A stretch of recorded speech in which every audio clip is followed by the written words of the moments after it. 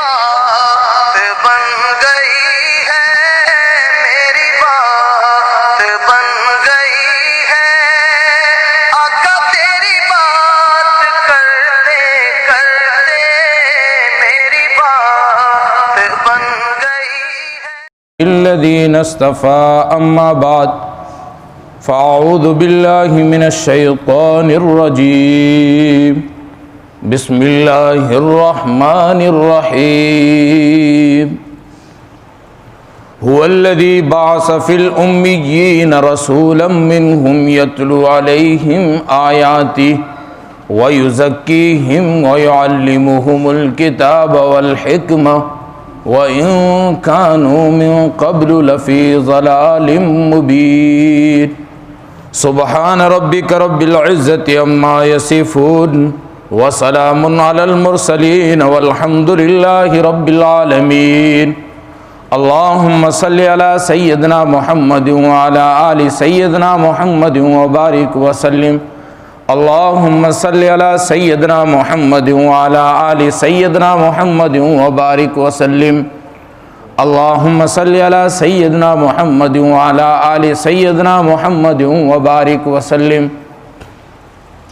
محترم بزرگوں اور دوستو، یہ مہینہ جو چل رہا ہے ربیع الاول، ربیع کے معنی باہر کے ہوتے ہیں، اول کے معنی پہلی، تو ربیع الاول اس کا مطلب ہوگا پہلی بار۔ تو دنیا کے اندر اسی مہینے میں پہلی بار بہار آئی تھی کہ پورے عالم کو جس بہار نے روشن کر دیا، وہ بہار جس کی وجہ سے اللہ رب العزت نے اس کائنات کو وجود بخشا ہے، اس کائنات کو جو پیدا کیا ہے اس کی وجہ نبی پاک صلی اللہ علیہ وآلہ وسلم ہے۔ اللہ رب العزت نے انبیاء علیہم السلام کی روحوں سے میثاق لیا، وَإِذَا أَخَذَ اللَّهُ مِيثَاقَ النَّبِيِّينَ لَمَا آتَيْتُكُم مِّن كِتَابٍ وَحِكْمَةٍ ثُمَّ جَاءَكُمْ رَسُولٌ مُّصَدِّقٌ لِّمَا مَعَكُمْ لَتُؤْمِنُنَّ بِهِ وَلَتَنصُرُنَّهُ قَالَ أَأَقْرَرْتُمْ وَأَخَذْتُمْ عَلَىٰ ذَلِكَ قَالَ أَقْرَرْتُمْ کہ تم اقرار کرو اس کا اور میں بھی اقرار کرتا ہوں اور پھر اس کی تم شہادت دینا۔ تو انبیاء علیہم السلام کو اللہ رب العزت نے جب نبوت عطا فرمائی تو نبوت عطا فرمانے سے پہلے نبی پاک صلی اللہ علیہ وآلہ وسلم کا میثاق دیا گیا کہ اگر تمہاری زندگی کے اندر یہ نبی آ گئے تو تم ان کی امداد کرو گے، مدد کرو گے، ان پر ایمان لاؤ گے، تم یہ وعدہ کرو مجھ سے، اور تم اپنے اپنے زمانے میں اس نبی محمد رسول اللہ صلی اللہ علیہ وآلہ وسلم کی آمد کا ذکر کرو گے۔ اسی لیے نبی پاک صلی اللہ علیہ وسلم پر تو بہت کچھ لکھا، لیکن کسی نے یوں بھی لکھا، رات کو کتاب لکھنی شروع کی اور خط کا جواب لکھنا شروع کیا، صبح تک کتاب پوری ہو گئی۔ اور وہ شروعات یوں کرتے ہیں کہ آنے کو سب آئے، سبوں میں آئے، سبوں کے لیے آئے، لیکن مدینے میں ایک ایسا محمد آیا، آنے کے لیے آیا، بتا جانے کے لیے آیا، چھا جانے کے لیے آیا، آنے کے لیے آیا، آیا تو آتا چلا گیا، بڑھا تو بڑھتا چلا گیا، پھیلا تو پھیلتا چلا گیا۔ تو وہ کہتے ہیں سبوں میں آئے، سبوں کے لیے آئے، سب آئے، لیکن مدینے میں محمد آیا، وہ آنے کے لیے آیا، بتا جانے کے لیے آیا صلی اللہ علیہ وسلم۔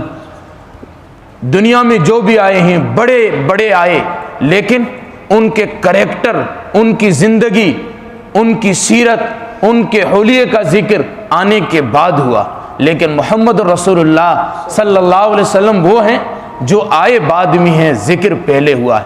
پہلا میں نے بتایا اللہ رب العزت نے انبیاء علیہ السلام سے جب میثاق لیا، محمد رسول اللہ صلی اللہ علیہ وسلم کا ذکر کیا۔ صبح کی فجر کی تعلیم میں وہ حدیث آئی بھی تھی، مستدرک حاکم کے اندر امام حاکم نیساپوری رحمۃ اللہ علیہ نے لکھا ہے کہ آدم علیہ السلام سے جب بھول ہو گئی، آدم علیہ السلام استغفار کرتے رہے، دعا کرتے رہے۔ ایک دن آدم علیہ السلام کے دل کے اندر ایک بات آئی اور آدم علیہ السلام نے اللہ رب العزت سے عرض کی اللہ مجھے محمد الرسول اللہ صلی اللہ علیہ وسلم کے وسیلے سے معاف کر دیجئے. تو اللہ رب العزت نے پوچھا اے آدم میں نے تو ابھی محمد کو پیدا نہیں کیا, تم کیسے جانتے ہو؟ تو آدم علیہ السلام نے کہا اللہ جب آپ نے مجھے بنایا اور میرے جسم کے اندر روح کو پھونکا تو میں نے سر اٹھایا اور میں نے عرش بری کے اوپر لکھا ہوا دیکھا لا الہ الا اللہ محمد الرسول اللہ. میں سمجھ گیا کہ یہ وہ ہستی ہے جس کا مقام آپ کے ہاں بہت بڑا ہے, اس وجہ سے میں نے اس کا وسیلہ دیا. اللہ نے فرمایا آدم اگر میں اس کو پیدا نہ کرتا تو تجھے بھی پیدا نہیں کرتا. حضرت نانوتوی رحمۃ اللہ علیہ نے جو مقالہ اس پر پیش کیا ہے, حضرت نانوتوی فرماتے ہیں کہ نبی پاک صلی اللہ علیہ وسلم جو ہے ان کی وجہ سے اللہ رب العزت نے تمام انبیاء کو نبوت دی ہے. نبی پاک صلی اللہ علیہ وسلم اصل ہیں اور ان کی وجہ سے جس کو جو کمالات ملے ہیں, جو کچھ ملا ہے وہ سب انہی کی وجہ سے ملا ہے.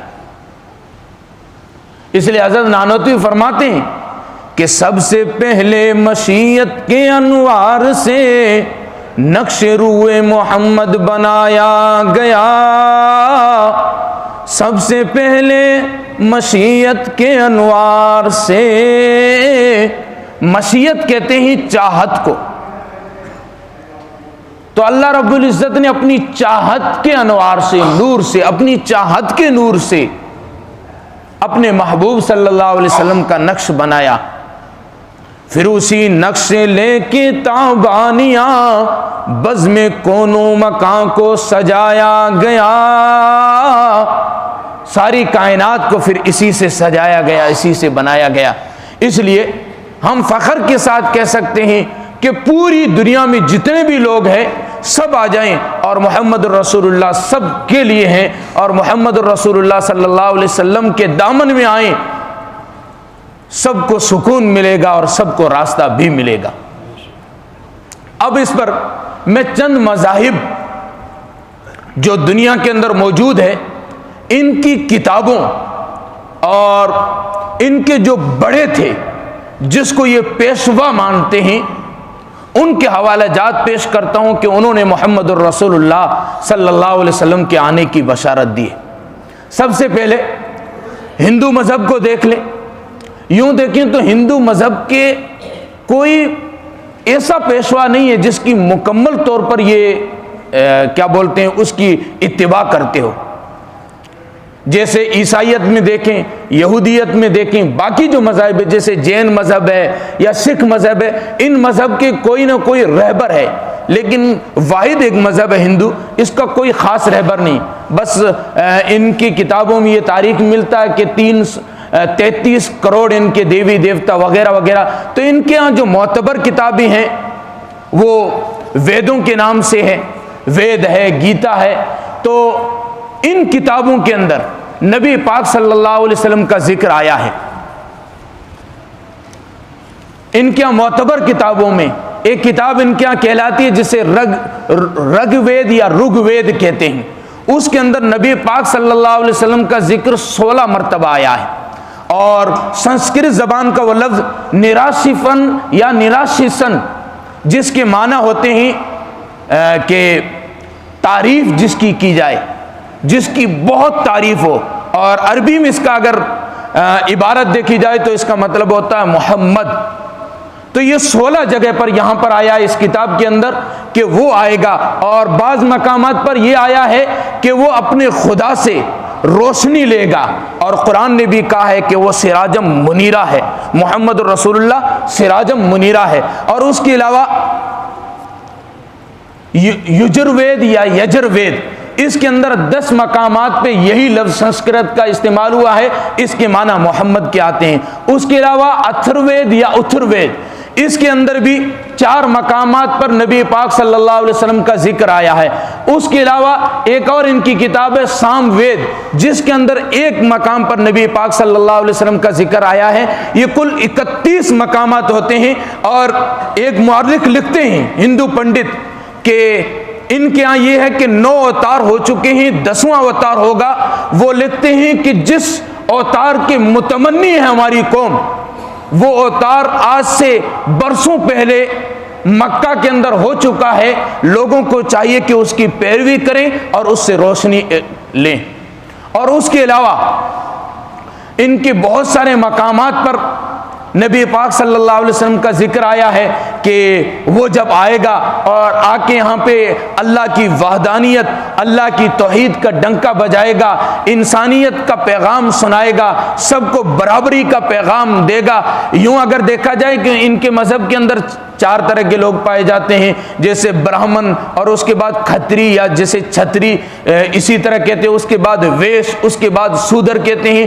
تو یہ الگ الگ انہوں نے مقامات رکھے ہیں۔ برہمن وہ ہیں جو کتابیں پڑھتے ہیں، پڑھاتے ہیں، یعنی مذہب کا کام سب ان کے ذمہ ہے۔ اس کے بعد جسے کھتری یا چھتری جسے کہتے ہیں، یہ کتابیں پڑھ سکتا ہے، آگے پڑھا نہیں سکتا، ان کا کام ہے نظامت کو سنبھالنا، حکومت کو سنبھالنا۔ اس کے بعد جو ویش کہلاتے ہیں، ان کا کام ہے مویشی پالنا، ان کا کام ہے کھیتی کرنا۔ اس کے بعد جو سودر کہلاتے ہیں، ان کا کام ہے ان کی کیا بولتے ہیں چاکری کرنا، ان کی خدمت کرنا۔ تو نبی پاک صلی اللہ علیہ وسلم کے بارے میں ہے کہ جب وہ آئے گا برابری کا پیغام دے گا، سب کو برابر رکھے گا۔ تو نبی پاک صلی اللہ علیہ وسلم نے آ کے انسانیت کا پیغام دیا ہے۔ تو وہ لکھتے ہیں اپنی کتاب کے اندر کہ جس کے متمنی ہے، جس اوتار کے انتظار میں ہے، وہ آ گیا ہے، اس کے پاس جائیں اور روشنی حاصل کریں۔ اس کے علاوہ بدھ مذہب کے بانی جسے گوتم کہا جاتا ہے، لمبی اس کی تاریخ ہے۔ بہرحال مجھے جو بتانا ہے وہ یہ ہے کہ جب اس کا انتقال ہونے لگا گوتم کا، اس کے جو شاگرد تھے جسے آنت کہا جاتا ہے، اس نے پوچھا کہ اب ہم کیا کریں؟ تو اس نے کہا کہ میں نے جو پیغامات دیے ہیں اس پر عمل کرنا۔ اس کے بعد ایک میتریا، اس کے معنی ہوتا ہے رحمت کے، تو گویا کہ رحمت للعالمین آئیں گے۔ رحمت للعالمین کا لقب صرف نبی پاک صلی اللہ علیہ وسلم کا ہے، تو کہا کہ ان کی اتباع کرنا، ان کی پیروی کرنا، فلاح کو پہنچ جاؤ گے۔ اور اس کے علاوہ مجوسیت، جسے عربی زبان میں مجوسی لوگ کہتے ہیں، اور انہی کی زبان میں جسے زرتشتی کہتے ہیں، اور ہماری زبان میں جسے پارسی کہتے ہیں، ان کے جو رہبر ہے زرتشت، اس نے آخر میں پیشن گوئی کی تھی کہ جب ایرانیوں کی حالت خستہ ہو جائے گی، یہ اخلاق کے اعتبار سے گر جائیں گے، تو عرب کے اندر ایک پیغمبر آئیں گے جس کے ساتھ 10,000 قدسی لوگ ہوں گے، اور وہ آ کر انسانیت کا پیغام دیں گے۔ نبی پاک صلی اللہ علیہ وسلم کی زندگی کو دیکھیں تو فتح مکہ کے دن نبی پاک صلی اللہ علیہ وسلم کے ساتھ 10,000 صحابہ آئے۔ اس کے علاوہ جیسے ویدوں کا میں نے پہلے ذکر کیا، ان کے اندر بھی ہے کہ 10,000 قدسی لوگ ان کا ساتھ دیں گے، اور یہی 10,000 نبی پاک صلی اللہ علیہ وسلم کے ساتھ فتح مکہ کے دن تھے۔ اور اس کے علاوہ یہودیت میں چلے جائیں تو بہت سارے مقامات پر نبی پاک صلی اللہ علیہ وسلم کی بعثت کا ذکر ہے۔ حضرت موسیٰ علیہ نبینا علیہ السلام کو اور حضرت یوشع بن نون علیہ السلام کو یہ لوگ مانتے ہیں، انہوں نے بھی نبی پاک صلی اللہ علیہ وسلم کی آمد کا ذکر کیا ہے۔ حضرت موسیٰ علیہ السلام جب توریت پر گئے، کوہ طور پر گئے ہیں، اور وہاں پہ اللہ رب العزت سے ہم کلام ہوئے ہیں، اس کے بعد آ کے بتایا کہ میرے بعد میرے خدا نے بتایا ہے وہ آئے گا، وہ مجھ سے ملتا جلتا ہوگا، یعنی نبی پاک صلی اللہ علیہ وسلم کی آمد کا ذکر ہے۔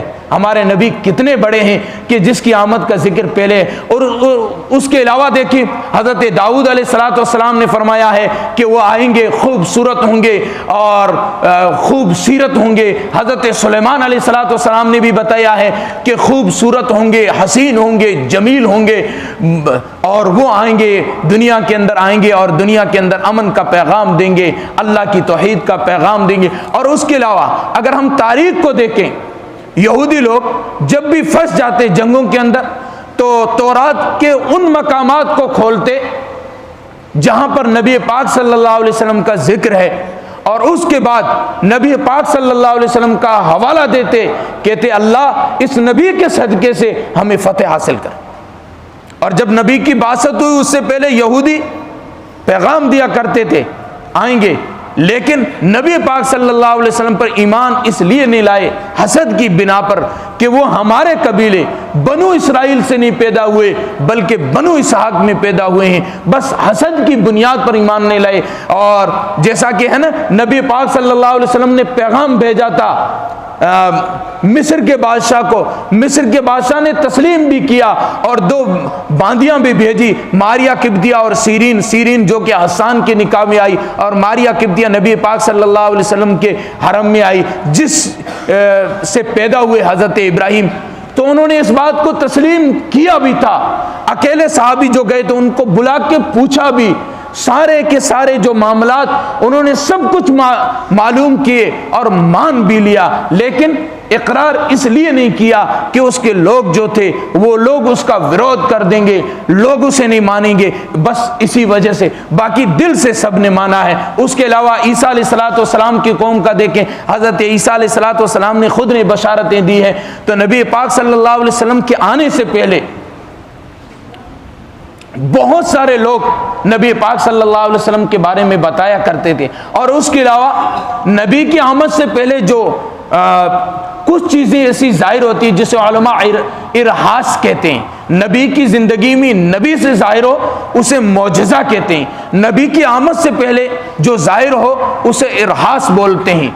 تو یہ بھی بہت سارے ظاہر ہوئے، جیسا کہ اما آمنہ علیہ السلام رضی اللہ تعالیٰ عنہ کی روایت ہے، وہ کہتی ہیں کہ جب میں راتوں کو سوتی تو انبیاء علیہ السلام آتے مجھ سے، ہم کلام ہوتے، مجھے مبارکباد دیتے، آسمان میں چاند کی طرف دیکھتی ہوں، چاند آداب بجا لاتا ہے، میں پہاڑوں کے پاس سے گزرتی ہوں، شجر و حجر مجھ سے ہم کلام ہوتے ہیں، میرا پاؤں پتھر پر آ جاتا ہے تو وہ پتھر بھی موم بن جایا کرتا ہے، روئی بن جایا کرتا ہے، میں کنویں کے پاس جاتی ہوں، کنویں کا پانی کنویں کے مڈھیروں تک اٹھ کے آ جایا کرتا ہے، مجھے شجر و حجر جھک کے سلامی پیش کرتے ہیں۔ یہ کیا چیزیں تھی؟ یہ نبی پاک صلی اللہ علیہ وسلم کی آمد سے پہلے تھا۔ نبی پاک صلی اللہ علیہ وسلم کے خاندان کو دیکھیں، سب سے اعلیٰ ہے۔ روایتوں میں آتا ہے کہ نبی کے خاندان میں کسی بھی آدمی نے زنا نہیں کی، سب کے سب نکاح سے پیدا ہوئے ہیں۔ اور نبی پاک صلی اللہ علیہ وسلم کے بارے میں علامہ ادریس کاندلوی رحمۃ اللہ علیہ نے سیرت مصطفیٰ میں لکھا ہے، اور اس کے علاوہ دیگر علماء نے لکھا ہے، نبی کے آبا و اجداد میں کوئی بھی کمینہ نہیں تھا، سب کے سب شریف آدمی تھے، سب کے سب عقلاء، حکماء، بڑے لوگ سمجھے جانے والے تھے، سب کے سب اپنے دور کے قائد تھے۔ نبی پاک صلی اللہ علیہ وسلم کا نسب نامہ اگر ہم دیکھیں، سب سے اعلیٰ، سب سے برتر ہے۔ نبی پاک صلی اللہ علیہ وسلم کا نسب نامہ محمد بن عبداللہ بن عبد المطلب بن ہاشم بن عبد مناف بن قصی بن کلاب بن مرہ بن کعب بن لوی بن غالب بن فہر بن مالک بن نظر بن کنانہ بن خزیمہ بن مدرکہ بن الیاس بن مزر بن نزار بن معد بن عدنان۔ امام بخاری رحمۃ اللہ علیہ نے بس یہاں تک نقل کیا ہے، اس کے علاوہ بھی بہت سارے علماء نے، تاریخ دانوں نے اس کو نقل تو کیا ہے، لیکن نبی پاک صلی اللہ علیہ وسلم نے یہاں سے آگے منع کر دیا کہ یہاں سے آگے تاریخ بیان کرنے والوں نے غلطیاں کی ہے، اور امام بخاری رحمۃ اللہ علیہ نے بھی یہی کہا ہے کہ بس عدنان تک ہی ذکر کیا ہے، کہ یہاں سے آگے لوگوں نے بیان کرنے میں کچھ غلطیاں کر لی ہے۔ تو یہ نبی پاک صلی اللہ علیہ وسلم کا نسب نامہ ہے۔ نبی پاک صلی اللہ علیہ وسلم کا خاندان قریش جو سب سے اعلیٰ ہے۔ قریش کو قریش کیوں کہتے ہیں؟ حضرت امیر معاویہ رضی اللہ تعالیٰ عنہ نے حضرت عبداللہ بن عباس رضی اللہ عنہما سے پوچھا تھا، تو انہوں نے کہا کہ اس وجہ سے قریش کہتے ہیں، قریش نام کا ایک جانور ہے جو کہ دریا میں رہتا ہے، وہ جب کسی جانور پر حملہ کرتا ہے پورا کا پورا اسے کھا جاتا ہے، یہاں تک کہ اس کے پروں کو بھی نہیں چھوڑتا۔ تو قریش کو قریش اس لیے کہا جاتا ہے کہ یہ ساری قوموں پر غالب آنے والے ہیں، سب سے طاقتور سمجھے جاتے ہیں۔ اور اس کے علاوہ نبی پاک صلی اللہ علیہ وسلم کے خاندان میں نیچے آئے، قریش سے نیچے آئے تو ہاشمی کہلائے جاتے ہیں۔ ہاشمی کیوں کہلایا جاتا ہے؟ نبی پاک صلی اللہ علیہ وسلم کے دادا جنہیں ہاشم کا لقب ملا ہوا ہے کہ ان کے بارے میں آتا ہے کہ جب قحط سالی پڑ گئی تھی تو نبی پاک صلی اللہ علیہ وسلم کے دادا ہاشم نے روٹیاں منگائی اور روٹیاں منگا کر اونٹ ذبح کیے، پھر اس کے اندر پکا کر لوگوں کو کھلائی۔ اس وجہ سے نبی پاک صلی اللہ علیہ وسلم کے خاندان کو ہاشم سے ہاشمی کہا جاتا ہے۔ یہ سخی ہوتے ہیں پہلے بھی اور آج بھی۔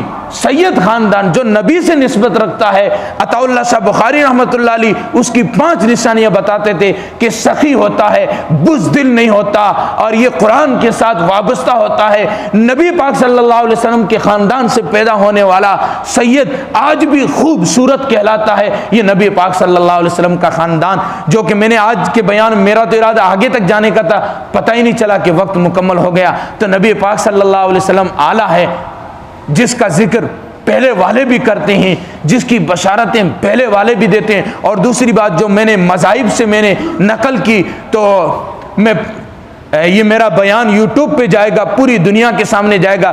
دنیا کے سامنے ہم یہ کہتے ہیں کہ آپ کی کتابوں کے اندر جس چیز کی آپ کی کتابوں نے بشارت دی ہے وہ محمد الرسول اللہ آ گئے ہیں۔ اگر کامیابی پوری دنیا چاہتی ہے، آئے محمد الرسول اللہ کے قدموں میں، محمد الرسول اللہ کے پاس آئے۔ جو بھی آیا ہے کامیاب ہوا ہے، جو آئے گا وہ بھی کامیاب ہو جائے گا۔ اللہ رب العزت ہمیں نبی پاک صلی اللہ علیہ وسلم کی اتباع کی توفیق نصیب فرمائے۔ وآخر دعوانا الحمدللہ رب العالمین۔